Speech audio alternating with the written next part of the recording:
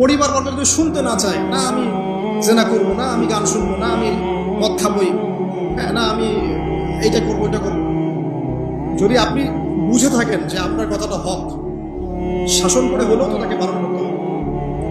এখানে আল্লাহ পাকের নসিহত হচ্ছে, তোমরা নিজেরা জাহান্নামের আগুন থেকে বাঁচো, পরিবার বর্গকে বাঁচাও।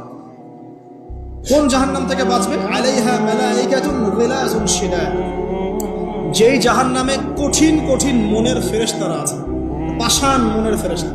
আল্লাহ পাক তাদের মনের মধ্যে কোনো দয়া মায়া দেন না। আমাদের মনে দয়া মায়া আছে না, এই দয়া মায়াও আল্লাহ পাক তাদেরকে দেন না। শুধু আযাব দেওয়ার মতো শক্তি সামর্থ্য এবং কঠিন একটা মন দিয়েছে। অন্য সূরায় আছে তাদের সংখ্যা 19 জন। কতজন?